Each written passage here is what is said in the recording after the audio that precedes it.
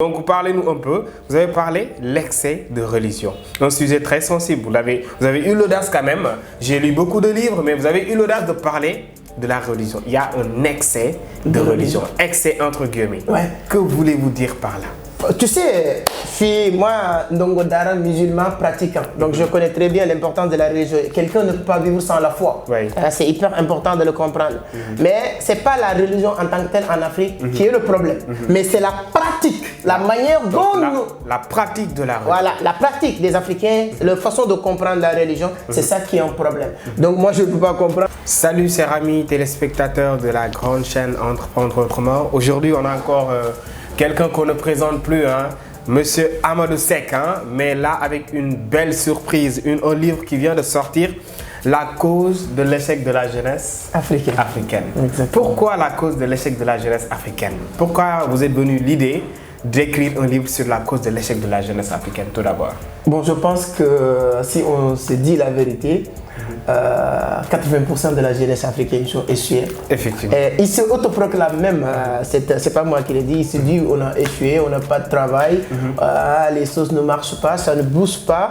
Donc après j'ai essayé d'étudier les causes. Et après j'ai essayé de, comme on dit, coucher dans quelques bouts de papier. Voilà. De montrer c'est quoi les causes. Et c'est les causes, exactement. Et en tout cas, moi j'ai lu le livre avant de faire cette interview et je pense que ça va faire beaucoup de bruit.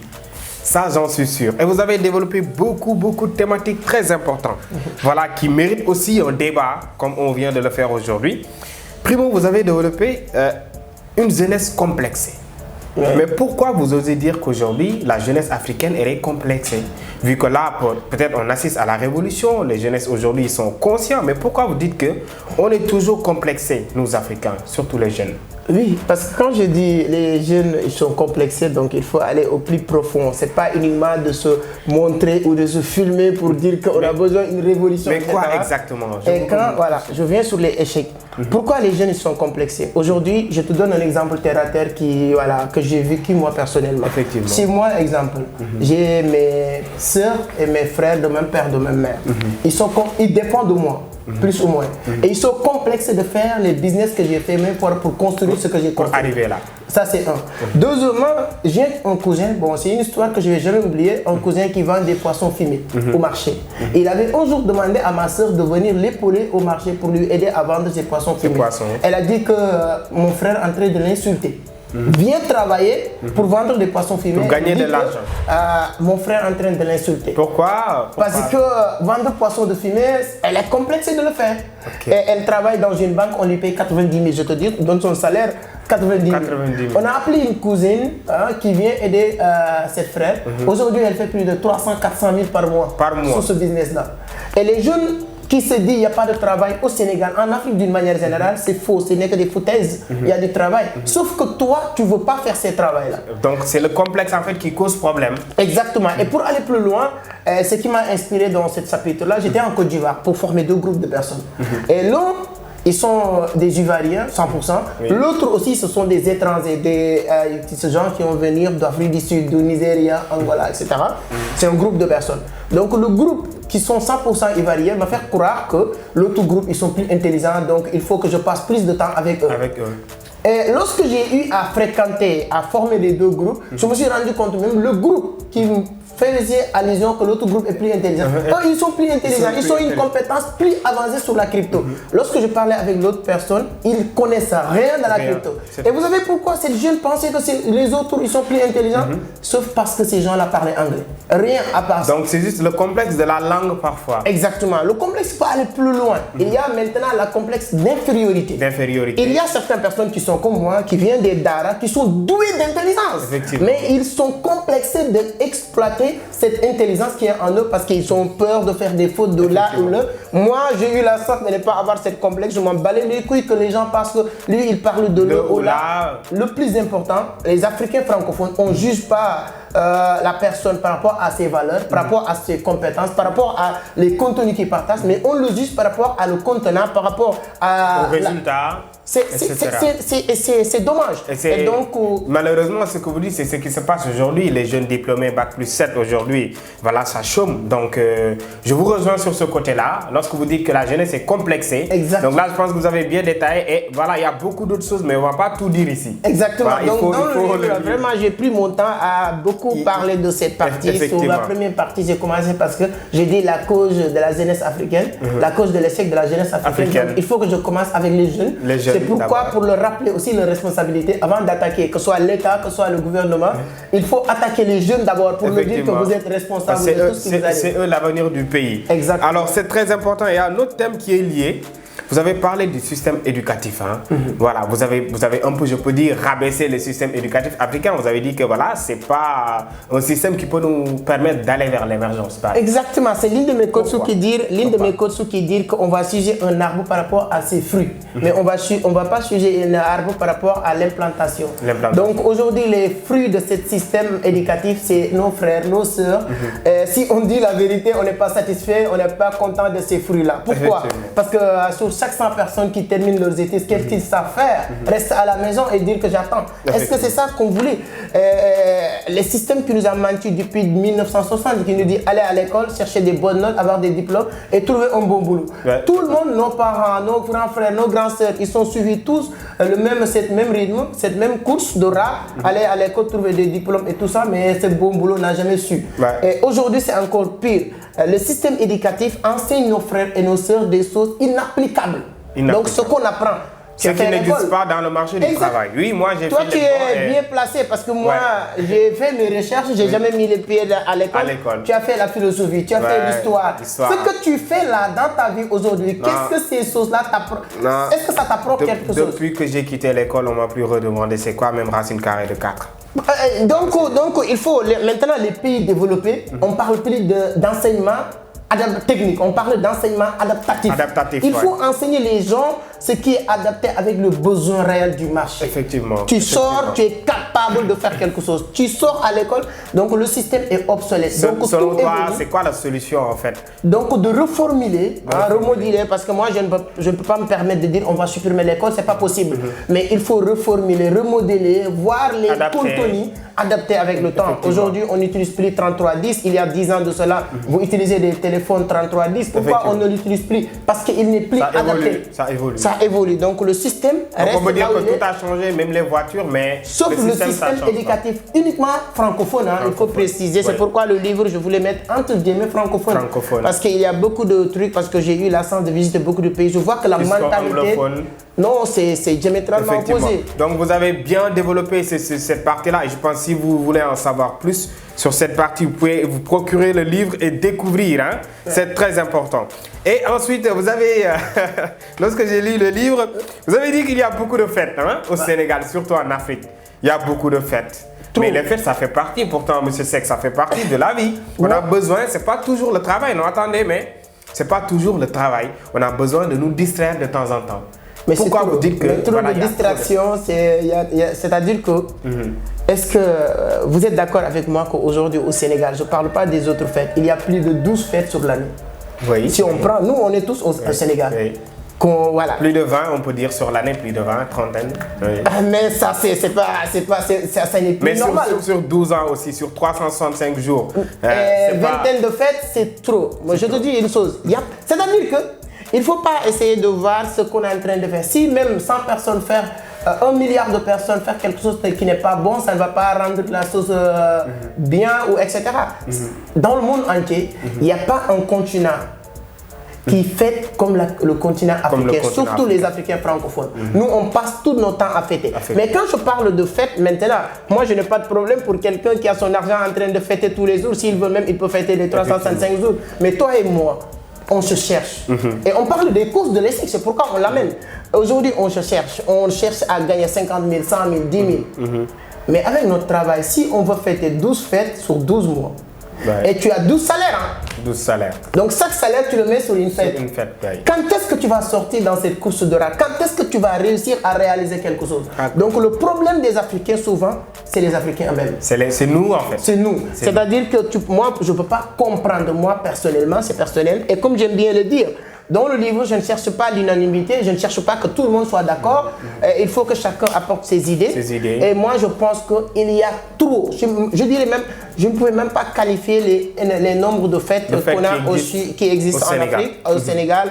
Il y a, je ne veux pas citer, mais c'est trop, c'est trop. Et quelqu'un qui veut s'en sortir, un jeune qui me regarde, qui veut vraiment réussir dans la vie, il faut qu'il sache que voilà, chaque chose a son temps. À son temps. Il faut se priver de certaines choses pour arriver à bout. Tu vas pleurer aujourd'hui ou tu vas pleurer après. C'est toi de choisir. Donc c'est toi de choisir quel moment pleurer. Exactement. Aujourd'hui, tu commences à travailler. Tu as la force, tu es jeune, tu gagnes 50 000, 100 000. Et chaque semaine, chaque week-end ou chaque mois, tu es dans une fête, tu es content. Hein, tu es en train de rigoler avec tes amis et tout ça. Il n'y a pas de problème. Mais dis-toi que dans 20 ans, dans 30 ans, tu vas passer le reste à pleurer. Effectivement. Mais quand même, on peut être d'accord sur une chose. On peut diminuer les fêtes, mais ça fait partie quand même de la vie. Parce qu'on ne peut pas toujours être sérieux, travailler jusqu'à 60 ans, 40 ans et mourir, par exemple. Deux fêtes, pour moi, deux fêtes, ça suffit largement. Deux fêtes dans l'année. En Afrique. Aujourd'hui même, on n'a pas besoin de nous de faire. Parce que nous, on doit rattraper cette gap, cette distance entre nous et les autres. Et donc aussi, on regarde. Moi, si aujourd'hui, tu es devant et je veux te rattraper. Si tu fais quelque chose une fois, moi je vais l'annuler. Si les Européens, les Américains, ils sont deux fêtes, nous on doit supprimer ces deux fêtes pour le rattraper. Parce que nous on est dans cette course-là, mais bizarrement nous, on fait plus de fêtes que les gens qu'on veut rattraper. Quand est-ce qu'on va le rattraper? Et eux, ils sont en train de suivre le chemin. Ça c'est compliqué. Donc c'est trop. Et là j'ai bien compris. Je pense que vous allez comprendre une fois que vous aurez lu le livre. Alors, vous avez indexé aussi les politiciens. Actuellement, la politique c'est chaud au Sénégal. Surtout en ce moment-là, c'est un thème d'actualité que vous avez bien développé dans le livre. Pourquoi vous avez indexé les politiciens? Pourquoi certains jeunes pensent... C'est eux qui nous dirigent en fait. Mais comme disait Aristote, la politique ce n'est rien d'autre que l'art de bien gérer la cité. En tout cas, pour quelqu'un qui n'a pas fait les bancs, qui parle d'Aristote là, c'est chaud. C'est chaud. Tu sais que voilà, c'est ça la politique, ce n'est rien d'autre que ça.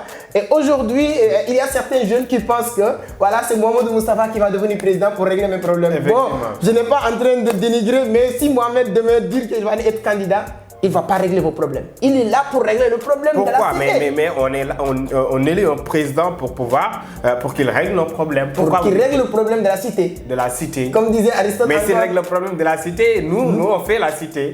Non, quand il règle le problème de la cité, à partir de là, nous on règle nos problèmes. On règle nos problèmes. Voilà, mais il ne faut pas reposer mélanger nos problèmes sur la personne qui... Nos problèmes personnels, on peut dire. Ouais, mais les gens pensent que on doit reposer nos problèmes personnels. Quelqu'un qui n'a pas de travail, il dit que c'est l'État. Quelqu'un qui n'a pas de...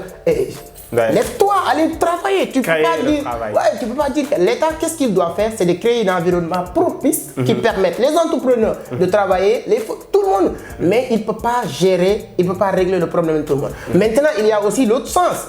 Prendre les politiciens comme référence aujourd'hui en Afrique, il y a des gens aujourd'hui qui pensent que voilà, moi, qui sont tellement influencés, surtout les étudiants, si tu entres aujourd'hui sur les amphis, sur les universités, on parle de temple de savoir, les gens pensent qu'il faut que je devienne Macky Sall. Sur 100, combien d'élèves? 100 000 étudiants, il y a que, depuis 1972 jusqu'à aujourd'hui, on n'a que 4 présidents. Vous êtes plus de 100 000 personnes chaque année et actuellement, on pense que voilà, c'est Macky Sall qui va... Il faut que tout le monde devienne président. Il faut qu'on restaure l'esprit entrepreneurial dans les universités, motiver les étudiants pour qu'ils comprennent que politique, ce n'est pas un métier. Ce n'est pas un métier et ça ne va pas changer du jour au lendemain. Voilà, et donc, prendre politique comme métier, ça c'est catastrophique. C'est une erreur, c'est une erreur. Donc on n'a pas trop de temps et on va un peu balayer les autres. Vous avez dit qu'il y a trop de laisser-aller. Ça, on peut le mettre dans le cadre de la politique aussi au Sénégal. Pourquoi il y a trop de laisser-aller? C'est-à-dire que trop de liberté aussi. On est un pays démocrate quand même. Oui, on a la liberté de dire ce qu'on veut, de faire des marches. Exactement. Moi, j'ai visité Dubaï. Donc, les pays les plus développés. Ce qu'on appelle la démocratie n'existe pas dans les pays développés. Les pays vraiment développés. Parce mais un pays comme l'Amérique, c'est une pays démocratique. Oui, il y a une dictature positive. Comment pouvez-vous expliquer? C'est-à-dire qu'aujourd'hui, si je dis il y a trop de laisser-aller, aujourd'hui, je prends vos exemples, vos cas, comme vous êtes là, je vais vous considérer comme le représentant des étudiants. Oui, je suis là. Le moment où vous revendiquez vos droits d'avoir vos bourses, c'est en ce même moment que vous empêchez les autres d'occuper à leurs préoccupations, de nourrir leur famille, bloquer les rues et tout. Ça, c'est anormal. Mais si l'État avait fait son travail quand même, est-ce qu'on en peut... Mais est-ce que si l'État ne fait pas son travail, ça te permet de vous aussi de venir détruire les biens publics qui n'appartiennent pas à l'État? Mais sans nos bourses quand même, on ne mange pas. Oui, l'université c'est bien, l'État doit vous accompagner, mais comme j'aime bien le dire, il y a trop de laisser-aller. Et ne pas avoir reçu vos bourses aussi ne vous donne pas le droit de détruire les biens publics, pas le bien de l'État. Et au-delà de détruire les biens publics et de détruire aussi, comment il s'appelle, d'empêcher les gens de faire leurs préoccupations et tout, occupations et tout. Et il y a d'autres choses, il y a beaucoup de laisser-aller de développer, même l'État en tant que tel. Et vous l'avez bien développé dans le livre. Vous avez parlé même de la mendicité. Voilà, bon, ça je pense que c'est dans tous les pays d'Afrique, hein, la mendicité. C'est trop. C'est trop, quoi, selon vous. Donc, parlez-nous un peu. Vous avez parlé de l'excès de religion. Un sujet très sensible. Vous avez eu l'audace quand même. J'ai lu beaucoup de livres, mais vous avez eu l'audace de parler de la religion. Il y a un excès de religion. Excès entre guillemets. Ouais. Que voulez-vous dire par là? Tu sais, je suis moi, Ndongo Dara, musulman pratiquant. Donc je connais très bien l'importance de la religion. Quelqu'un ne peut pas vivre sans la foi. Oui. C'est hyper important de le comprendre. Mais ce n'est pas la religion en tant que telle en Afrique qui est le problème. Mais c'est la pratique, la manière dont la pratique de la religion. Voilà, la pratique des Africains, la façon de comprendre la religion, c'est ça qui est un problème. Donc moi, je ne peux pas comprendre. Vous êtes élève ou étudiant, vous partez pour faire le bac. Pour réussir dans la vie, il faut que les gens comprennent que c'est le travail qui paye, rien de plus. C'est pas le maraboutage. Mais quelqu'un qui doit aller faire le bac, il passe son temps à aller donner des 100 000 francs, 2 000 à quelqu'un qui te donne, je ne sais pas, des gris-gris, des stylos pour te dire que tu vas avoir le bac. Mais est-ce que parfois ça ne marche pas, la sorcellerie? Non, ça ne marche pas et ça ne marchera pas. Ça marche uniquement sur la personne qui le croit. Quand tu crois à quelque chose, c'est ça qu'on parlait de votre imagination ou bien votre... en tout cas, les gens qui font du métaphysique pour mieux vous expliquer. Ce dont vous parlez. Mais ça ne marche pas. Ça ne marche pas. Et il y a des fonctionnaires qui ont eu la chance d'avoir un boulot, qui doivent reconstruire, qui doivent créer d'emplois, qui doivent prendre l'argent pour investir, mais chaque mois, ils prennent cet argent et le donnent à des gens. À des marabouts. C'est du n'importe quoi. Et on peut aller plus loin. Maintenant, comment, la manière dont les gens comprennent la religion, tu restes chez toi, moi, je prends l'exemple de chez moi, tu restes chez toi, tu fais rien de bon, tu dors de 8h à 22h et tu dis que Dieu va faire. Qu'est-ce que Dieu va faire? C'est-à-dire que les gens qui passent tout le temps à dire qu'on va... mon frère, tu peux prier, hein, tu veux... Mais si tu ne travailles pas, ça ne marche pas. Crois à Dieu si tu veux, mais si tu ne travailles pas comme tu l'as dit, ça ne marchera jamais. Dieu ne va pas frapper à ta porte. On n'a jamais vu Dieu descendre quelque part pour dire les gens, je vais vous aider parce que tu crois en moi. Effectivement, là je pense que c'est jamais arrivé et si une fois que ça va arriver, j'espère que ça soit de mon côté. Alors, donc comme vous l'avez bien expliqué, l'excès de religion sur ce plan-là, maraboutage, etc. Donc ça aussi c'est un sujet très sensible, mais vous avez quand même bien expliqué. Vous avez parlé aussi de quelque chose de très important aussi. On est dedans même actuellement. Vous allez parler des réseaux sociaux, Facebook, WhatsApp, YouTube, sur le côté positif, négatif. Que pouvez-vous nous dire un petit peu sur ce que vous avez développé? Oui, la manière dont les Africains francophones utilisent les réseaux sociaux, c'est du waouh, c'est du jamais vu. C'est-à-dire que les réseaux sociaux, c'est mauvais. C'est très négatif. C'est très négatif. Pourquoi? Donc, tu sais, les réseaux sociaux sont faits pour nous permettre de gagner du temps, nous permettre de communiquer avec un maximum de personnes à moins de temps. Mais les Africains utilisent les réseaux sociaux pour détruire les gens. Les Africains utilisent les réseaux sociaux pour se divertir. Les Africains francophones utilisent les réseaux sociaux pour parler du n'importe quoi. Pour rire, regarder. Je te prends l'exemple du Sénégal. Les 5 ou 10 personnes les plus suivies sur les réseaux sociaux, il faut encore insulter les gens.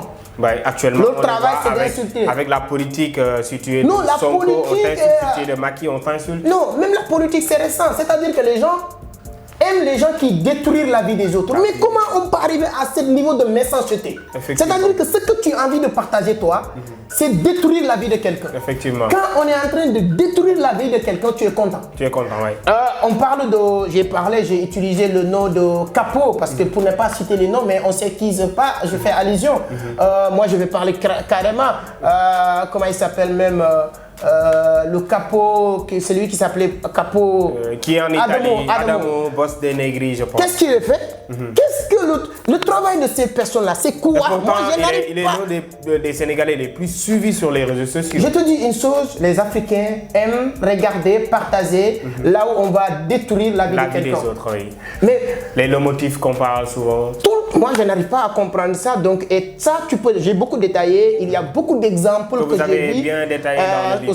en Afrique. Donc, pour qu'on puisse réussir, il faut qu'on puisse utiliser utilement les réseaux sociaux. On peut utiliser utilement, effectivement. Mais c'est normal. Et c'est ce qui nous suit actuellement.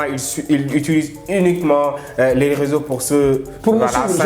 Je vous dis quelque chose. Est-ce que vous savez qu'en Chine, si vous êtes élève, votre téléphone et l'application TikTok est tellement paramétré que tu ne peux pas utiliser TikTok plus de 1h45 par jour. Par jour, oui. C'est-à-dire que ton téléphone, ton téléphone, si vous êtes chinois, tu as un téléphone, tu es en Chine, le TikTok qu'on nous donne ici, on passe de 8h à 22h, insulter, critiquer, tout ça. Les Chinois eux-mêmes, leurs enfants qui sont à l'école, ils ne peuvent pas utiliser TikTok en moins plus de 2 heures. Et c'est eux qui ont créé TikTok. Pour vous dire que nous, le niveau de... Et on ne paye pas. Et TikTok ne paye pas en Afrique. Donc c'est un sujet très délicat et vous avez bien fait de vraiment développer cela. Et on va terminer par ces deux parties, les jeux de hasard. On peut dire, on peut citer... Paris foot, hein. Je vois les gens te critiquent tout le temps. M'attaquer tout le temps, je parle de ça. C'est normal. Les influenceurs, c'est quoi être influenceur? C'est pas d'avoir 1 million d'abonnés. C'est d'être un sensibilisateur. Quelqu'un qui est là pour sensibiliser. Impacte positivement. Positivement. Si tu as 100 millions d'abonnés et tu fais rien de bon aussi, on s'en fout. Tu n'es pas un influenceur. Tu influences qui?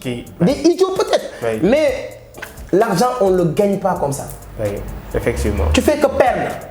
Et sous le livre de l'effet cumulé, il a dit que le temps qu'on montre les gens qui ont gagné 1 million ou 2 millions de dollars, etc., pour inciter les autres à jouer. Si on prenait, il ne reste que 9 secondes pour donner toutes les personnes qui ont perdu, on va passer 9 ans pour faire passer toutes les personnes. Pour d'un seul tirage. Oui, c'est-à-dire que toutes les personnes on vient pour dire que telle personne a gagné 10 millions, telle personne a gagné 1 million. Et on leur donne du temps, 9 secondes à la télé, ça va faire combien d'années vous dites? Plus de 9 ans pour faire passer toutes les personnes qui ont perdu. Super. Donc c'est pas ça qui développe le pays. C'est-à-dire que je pense qu'avoir même un État fort, et on est en train de suivre ou de copier les Occidentaux. Je vous dis une chose, ce que tu vois à la télé, des Occidentaux comme les jeux, comme les filles qui se déshabillent et tout ça, ça ne passe pas sur les télés que les gens regardent. C'est-à-dire que les gens copient des choses sur lesquelles là où il vient ou bien d'où il vient, les gens ne regardent pas. Parce que, comme exemple, aujourd'hui, on nous met des choses sur 3, nous on a 4 ou 5 télévisions, je peux dire, nationales. Et ces télévisions-là, si c'était américain, ils ne se permettent pas de montrer certains trucs. Effectivement. Est-ce que tu peux voir ces genres de trucs sur France 24? Non, jamais. Jamais. Mais pourquoi nous? Et les télés qui nous montrent ça, je te dis encore, je le répète, leurs enfants les regardent, on ne le connaît même pas. C'est les télés qu'on connaît mieux ici en Afrique que là-bas. Une télévision qui existe en France ou aux États-Unis, et on le connaît mieux ici au Sénégal, en Afrique qu'aux États-Unis. Ce sont ces arts de télé qu'on ne regarde pas qui montrent ces arts de trucs. Donc les jeux n'existent pas. Arrêtez les paris foot. Vous pouvez insulter, dire ce que vous voulez. C'est pas ça qui va vous rendre riche. Allez travailler. Effectivement. C'est le travail qui paye, c'est rien d'autre. Je pense que ça, c'est une vérité vraiment unanime. Donc on va terminer par ça, la dépendance. On voit que ça, sur ce point-là, vraiment, vous avez bien développé. Les gens sont dépendants aujourd'hui. On compte tout le temps sur les gens, sur quelqu'un, sur l'État, sur sa famille, son père, sa mère, etc. Oui, c'est-à-dire que l'organisation africaine, surtout la culture, ça c'est de la culture africaine, surtout sénégalaise. Et je pense que la difficulté ou bien la comment elle s'appelle, la vie est dure, que les gens durent tout le temps. L'une des causes, c'est ça. Dans les pays, même en Côte d'Ivoire, quand je parle de la cause de l'échec, je parle de l'Afrique. Même en Côte d'Ivoire, à partir de 18 ans, tu te débrouilles. Mais à 18 ans, si on dit la personne, débrouille-toi, c'est-à-dire que les gens font l'inverse. À 18 ans, tu penses que tu dois gérer la personne et ensuite, il y a qu'une seule personne qui doit gérer. Et surtout nous, en Afrique, au Sénégal, une famille de 10-15 personnes, si on disait que chaque personne qui a 18 ans, débrouille-toi. Et on pense que c'est ça même aider la personne. Je suis sûr que 80% de ces jeunes-là, si on leur dit débrouille-toi à l'âge de 18 ans, ils vont se prendre en charge. Mais on va mettre sur la tête de la personne, tu dois gérer la famille. C'est-à-dire la pression sociale. Voilà, c'est-à-dire qu'ils ne pourront plus. Aujourd'hui en Afrique, au Sénégal particulièrement, il y a trop de dépendants. Tu dépends de tout ce qui t'arrive. Ça t'empêche même de prendre tes responsabilités. Et je reviens encore sur le même livre, c'est un très bon livre que je conseille tout le monde de le lire, L'effet cumulé. Il dit que tout ce qui t'arrive dans la vie, tout, de A à Z, tu es l'unique responsable. Le seul et unique responsable. Et maintenant, les gens cherchent un bouquet. Toutes les personnes qui ont échoué en Afrique, si tout ce il qui y a c'est Dieu. un responsable. C'est Dieu ou les marabouts ou les gens. Mon père qui m'a pas aidé, ma mère qui a préféré amener mon frère aux États-Unis. Non, moi j'ai échoué parce que mon frère il est aux États-Unis, je l'ai appelé 2 fois, il ne m'a pas aidé. C'est-à-dire qu'il y a toujours un bouc émissaire. Et nous sommes responsables de tout ce qui nous arrive. Donc vraiment, c'est ça a été vraiment intéressant. Et vous avez développé de bonnes thématiques. Toutes ces thématiques-là ont été bien développées dans le livre La cause de l'échec de la jeunesse africaine. Je pense que c'est disponible actuellement où? En Côte d'Ivoire pour moi. En Côte d'Ivoire. Mais pourquoi mais les Sénégalais, il faut attaquer M. Seck. Pourquoi en Côte d'Ivoire? Nous, on n'a pas l'argent pour aller en Côte d'Ivoire. Comment est-ce qu'on va faire? Voilà. Pour ceux qui sont au Sénégal. Ça va moi, j'ai eu la chance de l'avoir. Voilà. Mais pour ceux qui sont au Sénégal, donc je vais le dire, ça va être disponible à partir du mois de mars. Mois de mars. À partir du 5 mars, ça va être disponible au Sénégal. On va communiquer sur une journée, même cérémonie de dédicace. Et vous prévoyez d'aller en Côte d'Ivoire en Côte d'Ivoire, voilà, pour un séminaire le 25 février 2023 à l'hôtel Belle Côte d'Abidjan, Rivera Palmarin. Donc, ce sera l'occasion de faire aussi cérémonie de dédicace du livre. Et comme je dis, moi aujourd'hui, je suis moitié sénégalais de sang, de nationalité, voilà, mais je suis ivoirien de cœur. J'adore ce beau pays. Super. Côte d'Ivoire, vous êtes gâtés. En tout cas, Côte d'Ivoire est gâté. Exactement. Et voilà, donc attendez-le dans quelques jours, il sera là-bas. Et merci beaucoup, M. Seck, pour l'interview. Merci beaucoup, c'est toujours un plaisir de partager avec toi, merci beaucoup. Très chers internautes, merci beaucoup de nous avoir suivis. À la prochaine pour une autre vidéo. Merci beaucoup.